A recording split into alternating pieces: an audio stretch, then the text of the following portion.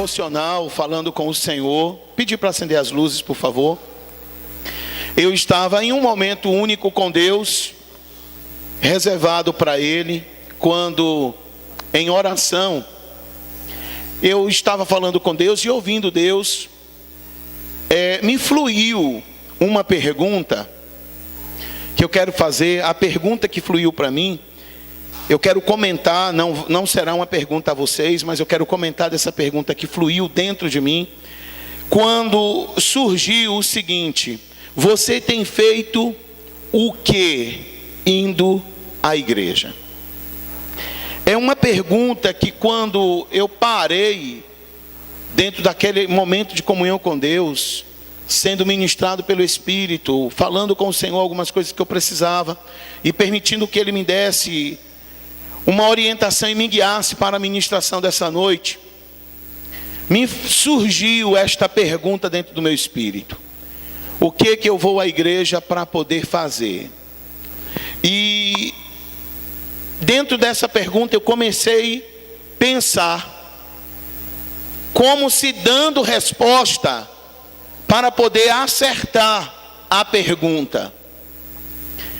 E naquele momento eu pude perceber que quantas perguntas temos como esta da parte do Senhor, e temos respostas tão prontas, sem pensar na resposta que nós vamos dar, sem pesar a resposta que nós daremos, mas muitas das vezes nós trazemos respostas tão prontas, que as respostas tão prontas que pensamos serem as certas, são as respostas mais erradas que nós temos tido, ou que nós temos falado. E dentro de algumas respostas que eu fui falando, e sendo alimentado pelo Senhor: Senhor, o povo tem ido para poder te adorar. E aí veio um não. E eu vou à igreja para quê, se não for para adorar a Deus? Aí eu parei dentro dessa conversa com o Senhor, e eu falei: Senhor, o povo vai para te adorar. Não é uma resposta coerente, não é uma resposta certa, porque o povo é livre, eles podem me adorar onde eles estão. Uau! Então eles não vão à igreja para adorar? Não, porque a igreja hoje, na condição de livre, ela pode adorar onde ela estiver. Ela não precisa estar entre quatro paredes com uma placa lá fora dizendo igreja para adorar. E aí, amados, eu fui permitindo, fui dando outras respostas ao Senhor. E sabe, queridos, quando você se entrega, porque você é convencido que os seus argumentos se esgotaram, assim, então tá bom, o que é então? E o Senhor me orientou, me passando, obviamente, porque eu passaria isso para vocês, que a igreja ela não vem para adorar, porque ela é livre, ela pode adorar no seu trabalho, na sua casa, ao levantar, ao deitar, ao decorrer do dia, ela adora. Mas a igreja ela se ajunta, ela congrega para receber do Senhor as suas instruções. Não existe outro meio que nos traz até aqui. Se temos visto, ou se temos vindo com o intuito de adorar, tem que acabar esse negócio hoje. Porque a adoração a Deus você entrega, você dá, aonde você estiver. Você é livre para entregar a Deus a sua adoração aonde você estiver. Mas o fato, quando o escritor aos Hebreus escreve para não deixarmos de congregar como muitos já fazem, principalmente visando o fim que já está próximo, irmãos, o intuito sempre foi, sempre será, amados, sabe o que? O ajuntamento, para sermos orientados e tratados pelo Senhor e pela sua palavra. Enquanto o povo estiver, hoje eu vou adorar, partiu adorar, é engano. Você adora a Deus aonde você estiver. Você pode dizer isso comigo? Eu adoro a Deus aonde eu estiver. Então nós precisamos entender que quando Jesus ele se reunia com o povo, irmãos, era para poder passar as instruções. Jesus ele nunca se manifestou com mais de um, sem que o intuito, o desejo fosse fazer Deus conhecido para aquele povo. E para poder colocar Deus conhecido para aquela gente, amados, tinha que haver explicação, tinha que haver detalhamento, tinha que haver explanação de um dado momento, de um assunto que ele pegava. E muitas das vezes lembramos das grandes famosas parábolas de Jesus. Ele pegava sempre um assunto dentro de um assunto corriqueiro para os ouvintes e jogava, e no final ele conseguia atrair a atenção do povo e deixava claro, e o povo entendia. E dentro daquele entendimento, Deus era revelado para aquele povo, Deus era conhecido daquela gente. Então o profeta Oséias, ele profetiza dizendo: conheça e prossiga em conhecer a este Deus. Nós precisamos, amados, conhecer a este Deus de uma forma mais ampla. E Deus tem esse desejo que por você ele seja conhecido. Deus deseja que você o conheça em uma totalidade maior. E dentro desse momento eu comecei a ouvir Deus falar, e fui falando, e cheguei num ponto e falei assim: Senhor, quanto mais perto de você, eu me sinto mais seguro. E isto é fato, irmãos. Quanto mais aproximarmos de Deus, mais segurança nós teremos. E sabe, querido, como nós vamos estar seguros dentro dessa condição de estarmos próximos? Quando nós estivermos, queridos, expostos à sua palavra, ouvindo a sua palavra e entendendo, ouvindo a sua palavra, queridos, e deixando que ela entre no nosso coração, e fazendo dessa palavra a verdade que nós precisamos. Irmãos, e aí a gente começa a perceber que quando nós nos deparamos com estas verdades da palavra, a nossa vida muda. O pastor, ele leu aqui Hebreus, capítulo 11, versículos, se não me falha a memória, 23 a seguir. E ele destrinchou algumas passagens bíblicas, alguns versículos falando sobre o posicionamento de fé de quem? De Moisés. E ele colocou, e o Espírito usou os seus lábios para poder falar sobre o que Moisés rejeitou, aceitando marcas de dores e de um povo sofrido para si. E aí, amados, nós muitas das vezes, como o mesmo pastor falou, nós declaramos: eu tenho a marca da promessa. Enfim, cantamos que somos marcados aqui, ali e acolá, temos a marca. Aí quando nós vamos, irmãos, para a prática, nós confundimos que essa marca que preciso ter são as marcas de dores, são as marcas de sofrimento no corpo, na alma. Não, amado, é a marca, querido, de sofrer, porque você decidiu ter atitudes de Cristo, você decidiu amar como Cristo amou. Abraçar o perdido, querido, e trazer nos braços, olhar uma mulher em ato de prostituição e olhar para ela e dizer assim: eu não te acuso, o Senhor te ama, eu também te amo. As marcas do Senhor, irmãos, precisamos ter. Precisamos, amados, colocar em evidência o que nós temos ouvido e aprendido do Senhor. Mas muitas das vezes somos muito ouvintes e pouquíssimas vezes somos operosos ou praticantes. Mas Tiago escreveu dizendo: não seja só ouvinte, seja também operoso, seja praticante, sejam operosos no que você está ouvindo. Porque quando nós fazemos isso, queridos, nós temos a nossa vida evoluída em Deus. Então hoje, se alguém te perguntar o que você vem fazer à igreja, você fala assim: irmão ou irmã, eu vou à igreja para poder ouvir aquilo que Deus tem para me ensinar. Porque para adorar, amados, descobrimos que nós adoramos a Deus em qualquer lugar. Não que um ato de momento de louvor e adoração nós não podemos levantar as mãos e adorar a Deus. Sim, isso é uma reação daquilo que está dentro de nós. Mas nós nos ajuntamos, nós nos congregamos para ouvir a sua palavra. E todos que têm feito de forma contrária são pessoas que não têm tido sucesso na sua vida.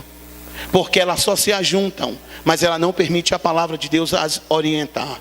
Mas comigo e com você, levante a mão e diga: é diferente. Comigo é diferente.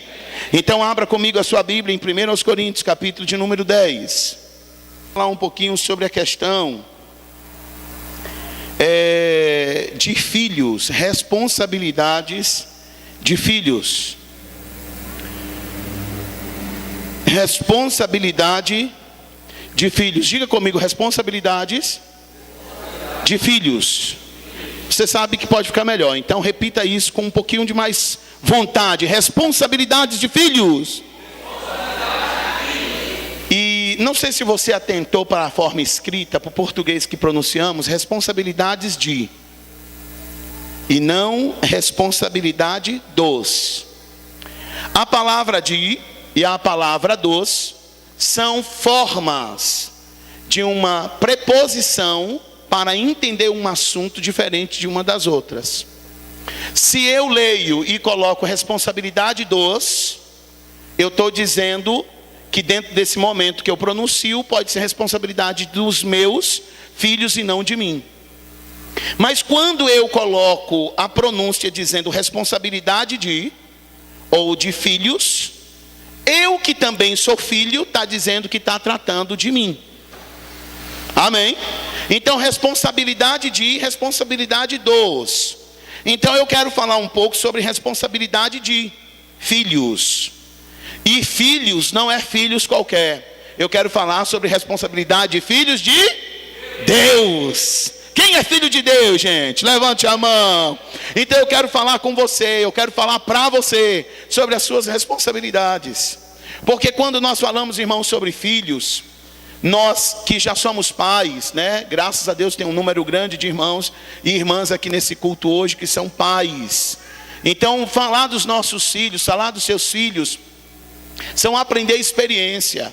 Mas falar de filhos, irmãos, nós também somos filhos. Então o que serve para um vai servir para o outro, porque ele também é filho. Amém, gente?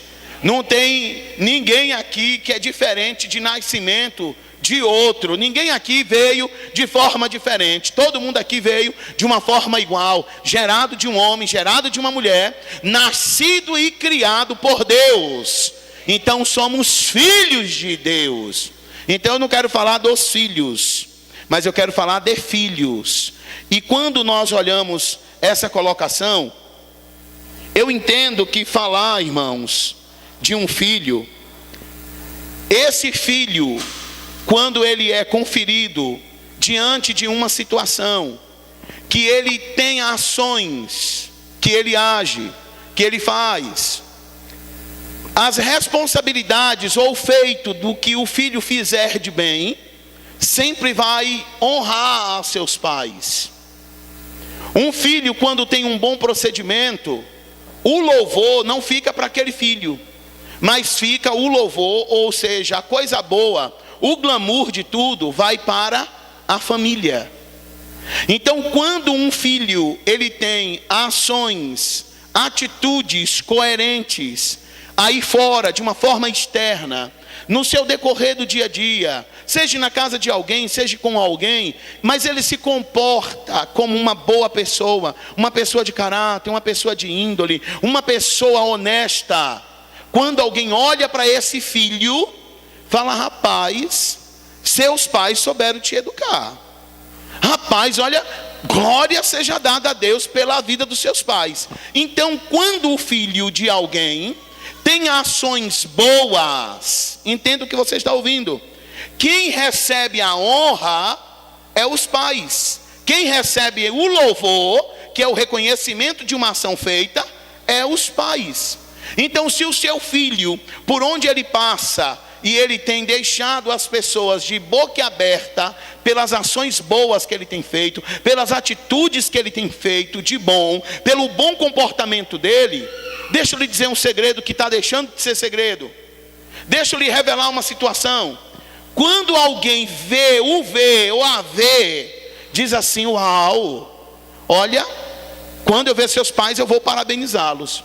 Oh, mas não podia parabenizar a criança que está tendo boas ações? Poderia, mas não. Aí se depara com os pais, fala assim: olha, parabéns pelo seu filho. Rapaz, eu conheci sua filha, eu conheci seu filho. Você tem um excelente filho. Irmãos, para alguém isso já aconteceu? Amados, amém? Eu já tive, irmãos, eu tenho os nossos 3 filhos. E às vezes eles não são de andar na casa de ninguém, mas uma ou outra vez, com muita oração, eles vão dormir fora de casa. Mas é com muita oração. Tem irmãos que falam assim: mas pastor, deixa. Não, é porque a gente, irmãos, a gente não foi criado assim. Então a gente acaba tendo muita coisa de família. Então meus filhos, quando vão, eu recomendo 1001 vezes, tanto a eles que vão, quanto quem vai recebê-los. Então eu chamo o irmão, eu chamo a irmã e falo: pelo amor de Deus, está sob seus cuidados. Você pode brigar, você pode reclamar. Já saiu aqui alguns dos meus filhos com alguns dos irmãos aqui, e eu recomendava tanto as crianças quanto os irmãos, porque isso é cuidado. Só que quando isso acontecia, quando as pessoas me enviam, glória a Deus por isso, sabe o que eles falavam? Pastor, você está de parabéns, porque os seus meninos são muito bem educados. Irmão, isso para mim você acha que é uma tapa na cara? Não, amado, isso é um louvor. Talvez para alguns irmãos aí eles já deram alguns trabalhos, mas eu já ouvi isso, amado, entendeu? Eu já ouvi isso e isso me deixou muito feliz. Então, as boas ações dos meus filhos correspondem para mim em louvor. Então, se os meus filhos fossem o contrário, rapaz, para quem também pesaria esse mal? Para quem? Para os pais, para mim.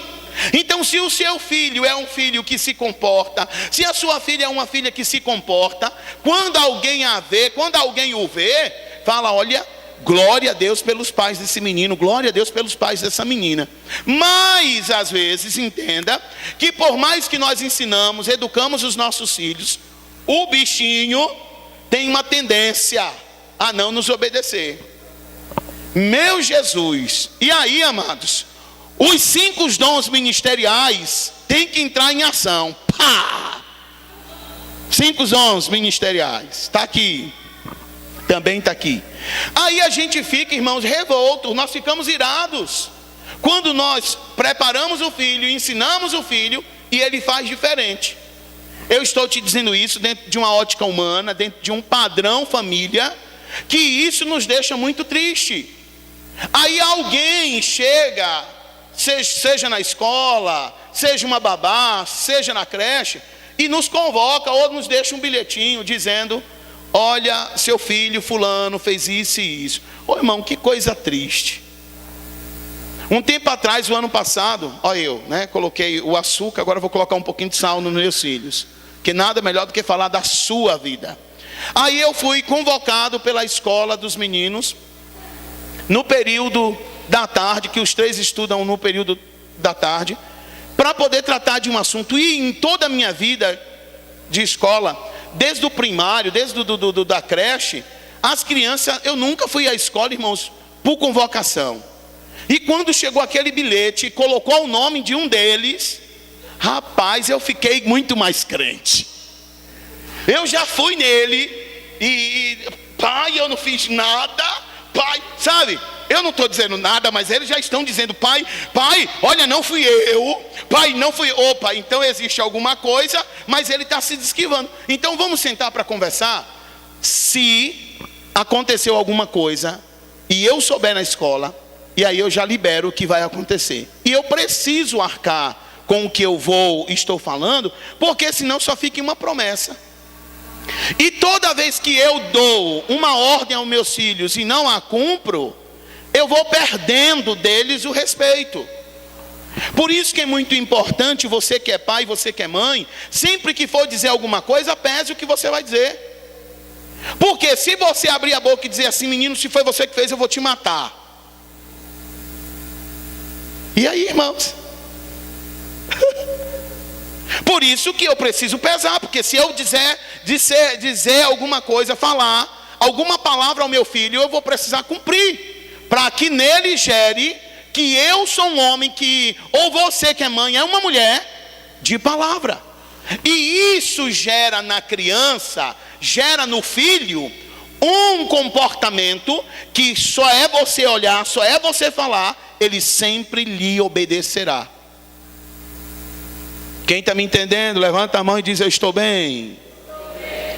Mas se você não está entendendo, não se preocupa não, porque eu só estou trazendo para você um pano de fundo da mensagem que nós vamos ter hoje. Então, amados, quando aconteceu, então eu liberei uma palavra, houve um fato ocorrente, quando chegou, eu cumpri com o que eu havia prometido, para que eu não fosse tido para eles como alguém que prometia alguma coisa e não cumpria. E aí a gente começa a entender, irmãos, que os filhos, quando eles têm uma ação, quando eles têm um comportamento louvável, não são eles que recebem esta glória.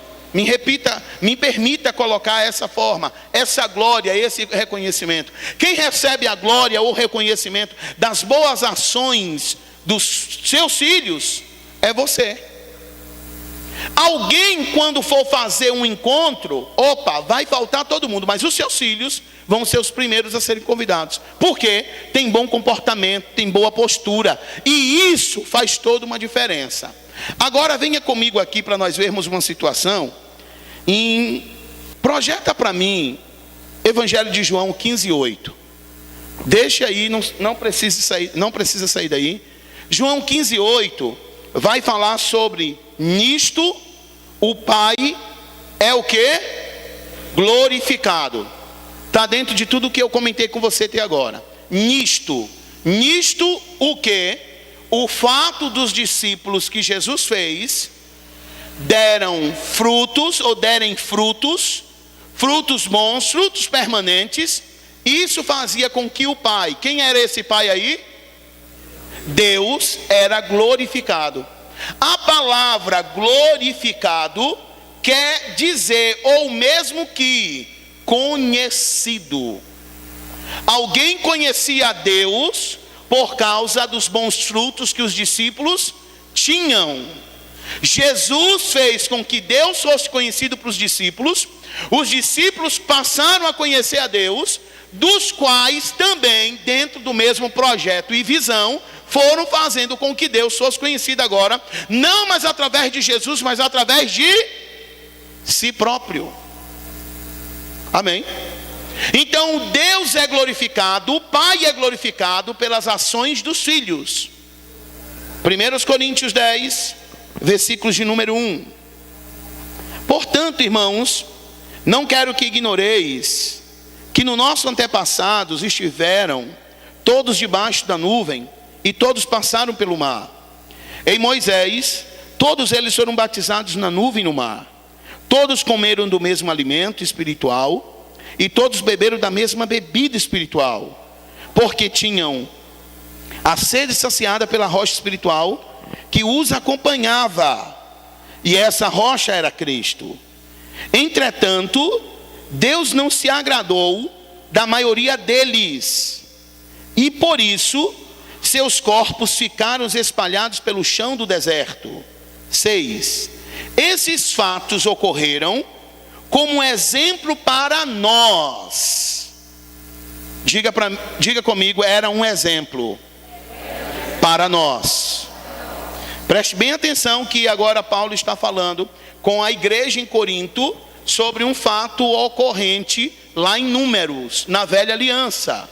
Aí versículo 6 ele diz: esses fatos ocorreram como exemplo para nós, a fim de que não cobicemos o que é ruim, como eles fizeram. Amados, você pode reforçar essa frase comigo assim: não cobiçando o que é ruim. Mas diga mais uma vez: não cobiçando o que é ruim. 7. Não vos torneis idólatras, como alguns deles foram, conforme está escrito: o povo se assentou para comer e beber, e levantou-se para se entregar à orgia. Não nos entreguemos à imoralidade, como alguns deles assim agiram, e num só dia morreram cerca de 23 mil. Alguém pode dizer uau? Eu vou ler de novo aqui, vem todo mundo no coral para ficar bonito, amém, queridos? Olha só, não entreguemos a imoralidade como algum deles assim agiram, e num só dia morreram cerca de 23 mil. Versículo 9: não devemos pôr à prova a paciência de Cristo, como alguns deles fizeram, e por isso foram mortos pelas serpentes. E não vos entregueis à murmuração, como alguns deles resmungaram e foram mortos pelo destruidor. Tudo isso lhes aconteceu como exemplo. Tudo isto lhes aconteceu como exemplo, e foi escrito como advertência para nós, sobre quem o final dos tempos já chegou. Assim, aquele que julga estar firme, este precisa ter cuidado para não cair. Digam graças a Deus. Irmãos, deixa aberta a sua Bíblia, que eu desejo confirmar mais uns textos junto com você dentro dessa passagem. Nós estamos aqui, amados, tendo uma carta paulina, escrita pelo apóstolo Paulo, e tratando de uma igreja aonde haviam perdido a sensibilidade espiritual. Coríntio, para receber essa carta, para poder receber esse tratamento, eles haviam perdido a sensibilidade, estavam entregues a uma vida que lhes causaria o que? Destruição. Paulo, vendo que as ações, que as atitudes daqueles homens, que as atitudes daquela igreja, que as atitudes daquele povo os levariam a uma destruição, o que Paulo fez? Paulo deixou-os serem destruídos? Não. Paulo os trouxe para um compromisso mais perto.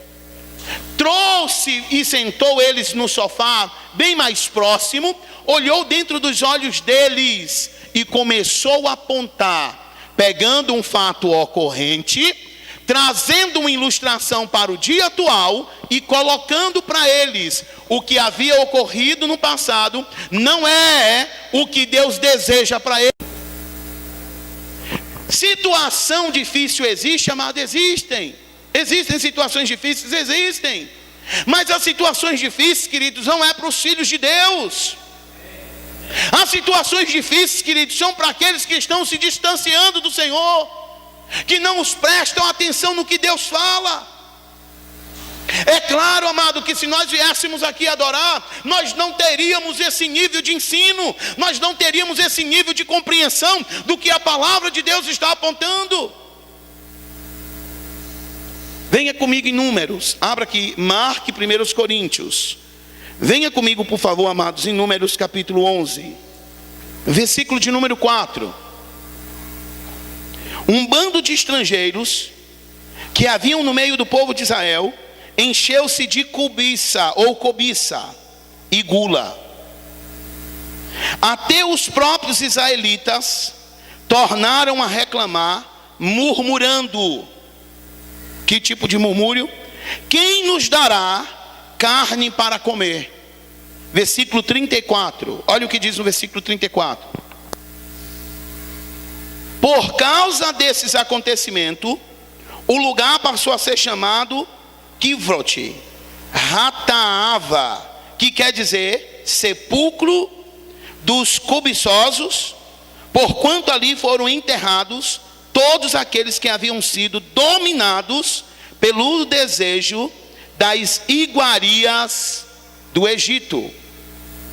Esse acontecimento, que morreram e que foram deixados em um só dia 23 mil almas, corpos, tombaram, foi por falta de não aceitarem com gozo, com alegria, aquilo que Deus havia os providenciado. Sabe o que está acontecendo aqui, amados, em Números, capítulo de número 11? Que o povo estão reclamando para Deus, preste bem atenção, do maná.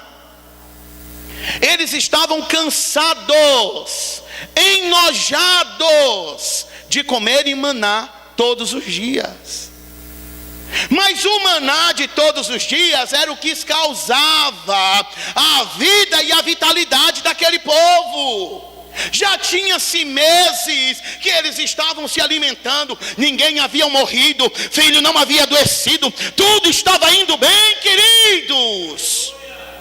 Mas agora eles estão murmurando, e sabe o que eles pedem? Carne.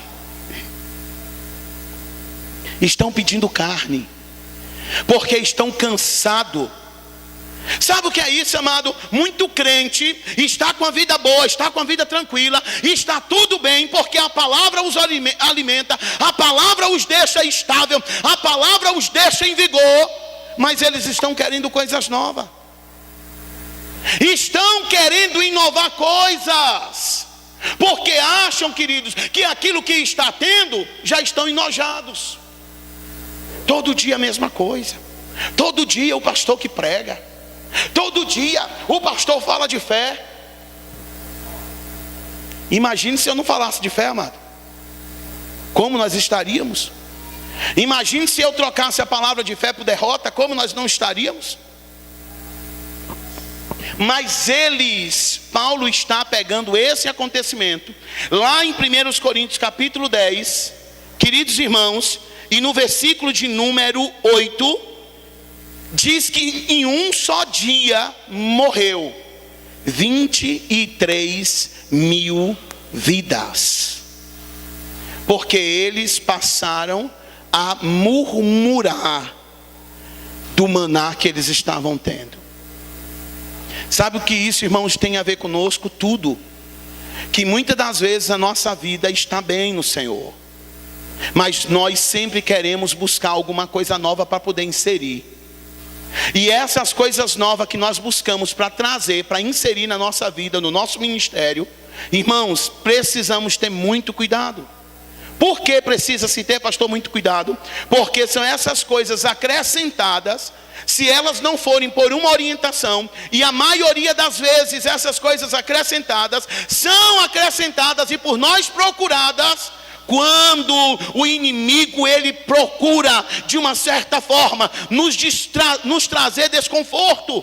Está tudo bem, a família está bem, os negócios estão bem, tudo está dando certo, está tudo prosperando, filho não adoece, portas estão abertas, dinheiro não falta, tudo está bem, querido. O diabo não está contente.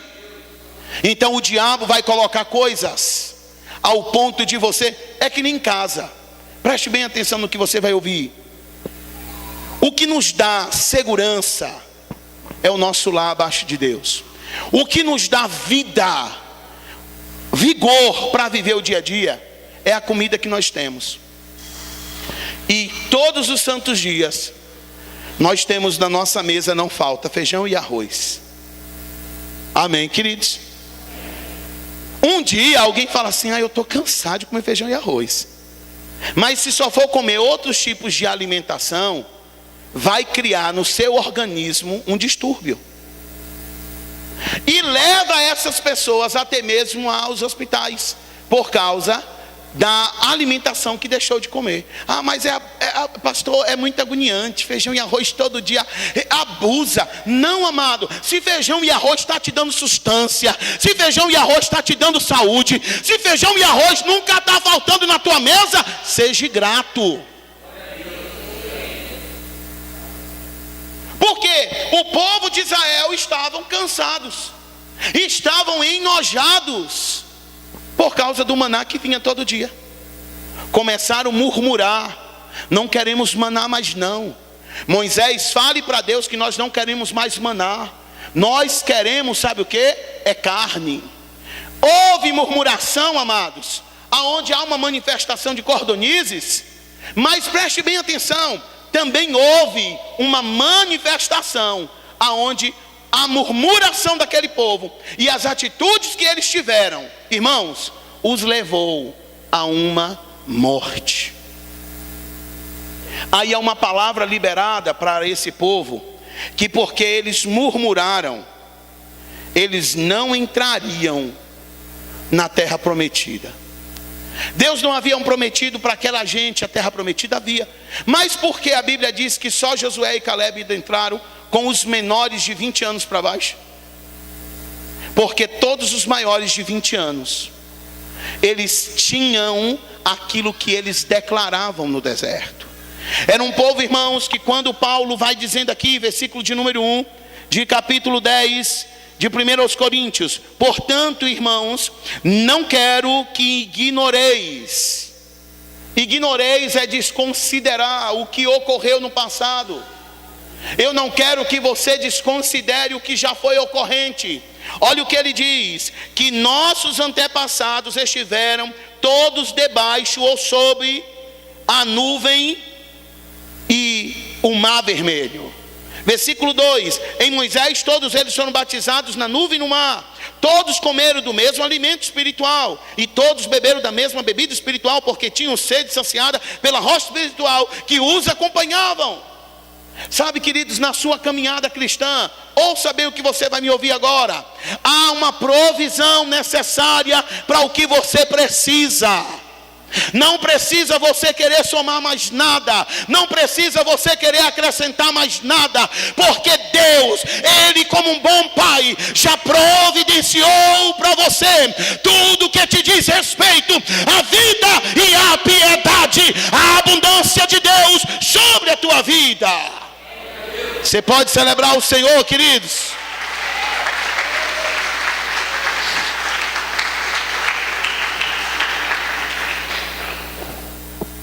Quando nós olhamos que o murmúrio daquele povo não os levou a prosperar, mas os levou a retroceder, e o murmúrio daquela gente, irmãos queridos, os trouxeram para uma destruição. Olha o que diz aqui o versículo de número 9: não devemos pôr à prova a paciência de Cristo, como alguns deles fizeram. E por isso, o que aconteceu com eles? Foram mortos. O que é colocar essa paciência, esse teste? Porque há momento, irmãos, eu vejo que há momento na nossa vida que as coisas vão por si própria, dar um basta. Nós ouvimos falar que Cristo está voltando. E isso, amados, não é de hoje, nós ouvimos há muitos anos que Cristo vai voltar, que Cristo está às portas. Mas sabia, amado, se Ele não voltou hoje, amanhã está muito mais perto do que hoje. Os dias estão se passando, queridos, e é certo a sua vinda. As coisas por si só um dia dará basta. E pode ser um dia muito tarde para muitos. Porque nós precisamos, irmãos, ser gratos a Deus, principalmente a Deus, e lembrar de onde o Senhor nos tirou. Hoje, amado, tudo que temos, nós estamos no lucro. Eu estou no lucro. Tem mais alguém que está no lucro? Porque, amados, nós não tínhamos nenhum valor. A sociedade não nos respeitava. Muitos de nós viemos de uma história, amados, do mundo e de uma vida pobre e demarredeci. Hoje o Senhor nos trouxe para o reino do seu Filho. Hoje nós temos a vida de Deus. Hoje nós temos, irmãos, um nome que pessoas prezam. Hoje nós temos, queridos, uma linda família. Hoje nós trabalhamos. Hoje nós temos saúde. Hoje nós não somos doentes. Amados, isso é motivo de nós celebrarmos ao Senhor com gratidão. E o versículo 10 diz assim: e não vos entregueis o quê? A murmuração, como alguns deles murmuraram e foram o quê? Destruídos no deserto. Murmuração destrói a sua vida. Você me ouviu? Eu vou lhe repetir para que você nunca mais murmure. Murmurar é ir de encontro o que está acontecendo quando isso está te beneficiando, mas você ainda quer mais. Se um copo de água, amados, está matando a sua sede, Não murmure porque você só tem um. Pegue ele e renda graças. E fala: Pai, te dou graças, porque eu tenho um copo de água, e toda vez que ele está no meio, ele se enche. Toda vez que ele está acabando, ele se renova, porque Deus tem cuidado de você. Aleluia. Chacoalhe alguém do lado e diga: Deus cuida de você. Mas nós precisamos ser gratos. Ser gratos, amados, por tudo que nós já temos, por tudo que já recebemos. Não, pastor, eu sei que em Deus tem muito mais do que um copo, tem vários copos. Sim, amado, tem. Mas não é murmurando que você vai adquirir os outros copos. Eu estou cansado, a minha vida não sai disso. Se você está cansado e a sua vida não está do jeito que lhe agrada, tome decisões pela palavra. Não venha a este lugar somente para adorar. Venha a este lugar com o intuito de ouvir o que Deus tem. Venha para este lugar com o intuito de ouvir aquilo que Deus quer falar com você, e não o que tem massageado o teu ego. Porque hoje nós somos, queridos, seletivos. Hoje eu vou no culto do milagre porque alguém vai orar por mim, alguém vai me dar uma bênção. Não, amados, venha direto em todos os cultos com uma inclinação no seu coração, dizendo: eu não vou sair da mesma forma, eu vou entrar naquele lugar, mas eu receberei a palavra de Deus, e Deus, por certeza, Ele me levantará de qualquer situação que eu estou vivendo. Porque a vontade de Deus é essa, amado. A vontade de Deus é essa. Vamos voltar um pouquinho mais em Números. Não sei se estão todos lá, capítulo 14. Olha o que mostra aqui, amados, para nós. Versículos de número 25. Glória a Deus, gente. Diga: eu sou uma bênção. Diga: eu sou uma bênção. Números, capítulo 14, versículo 25. Considerando que os amalequitas e os cananeus habitam nos vales, amanhã deem meia volta e partam em direção ao deserto pelo caminho que havia para o mar. Então o Senhor falou a Moisés e a Arão e sentenciou-lhes: até quando esta congregação má e perversa há de se queixar contra mim? Ouvi as reclamações que os filhos de Israel murmuraram contra mim. Portanto, ide e transmiti a essa gente o oráculo do Eterno, o Senhor. Eis que eu vivo, e por meu nome juro que vos tratarei exatamente de acordo com as vossas petições. Irmão, e eles não estavam pedindo coisa boa, não, eles estavam reclamando. Por isso que muitas das vezes nós precisamos fazer um equilíbrio entre o velho e o novo. Porque se eu só pegar esse texto aqui e não comparar com o 1 Coríntios capítulo 10, eu vou ficar aqui e vou ter um Deus carrasco. Porque aqui no versículos de número 25 a 28, Deus está falando com Moisés e Arão e dizendo o que para Moisés e Arão? Transmite ao povo o que eu estou falando para vocês. E é o que Deus está falando com Moisés e Arão? Eu os tratarei da mesma forma que eles estão pedindo. Deus está irado. Deus está em uma forma em que, se nós não o conhecemos, nós vamos dizer aqui que Ele é um Deus matador e que está com a metralhadora na mão, pronta para destruir o povo. Mas, queridos, não era Deus quem fazia, era o povo com a sua própria boca, liberava uma sentença de destruição para a sua vida. As coisas já não estão bem. Ao invés de falar: Pai, em nome de Jesus eu creio que em você a solução para esses problemas, em você a solução que eu preciso, fica murmurando: eu não sei o que eu estou fazendo na igreja. Se continuar assim, eu vou dizer: amado, vai ficar pior mesmo. Nós precisamos, irmãos, saber o que nós falamos. Porque Paulo está trazendo em 1 Coríntios capítulo 10, dizendo o que para aquele povo, irmãos? Colocando o que para eles? Da seguinte forma: isso tudo, olha o que Paulo diz, é um exemplo. Um exemplo para que, com quais objetivos? Para que não aconteça com vocês o que aconteceu com aquela gente.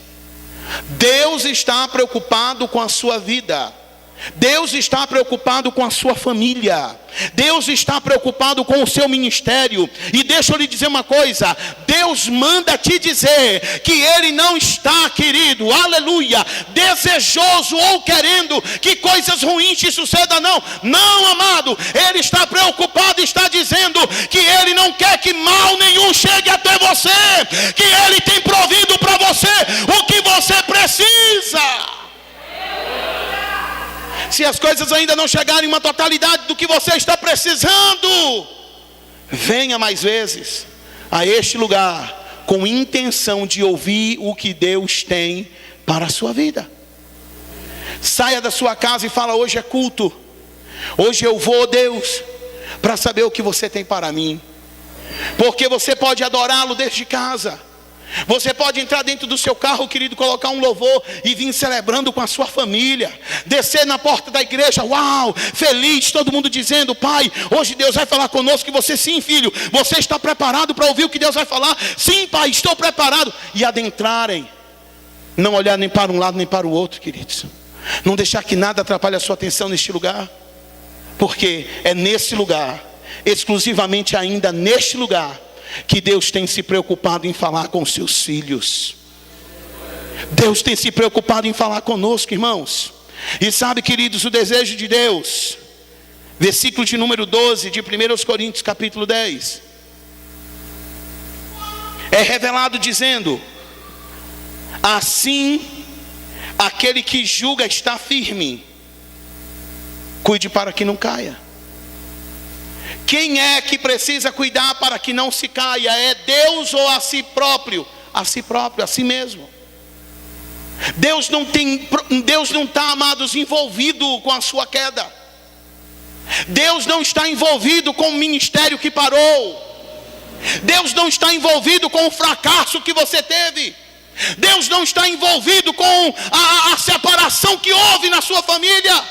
Não. Pastor, mas foi Deus? Não, querido, não é Deus. Se alguém diz que foi Deus, falou equivocado. Porque Deus não separa, Deus ajunta, Deus não destrói, Deus edifica. Se alguém está caído, se alguém está se caindo, não é Deus que quer. Ele está dizendo: você que está em pé, cuide. Sabe como é que você cuida, amado? Vindo com inclinação para ouvir a palavra. Não importa quem vai estar em cima desse altar, o que importa é a palavra que vai sair da boca dessa pessoa.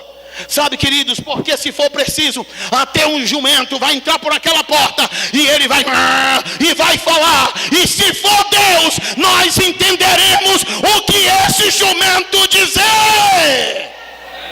Você pode aplaudir ao Senhor, porque Deus é poderoso.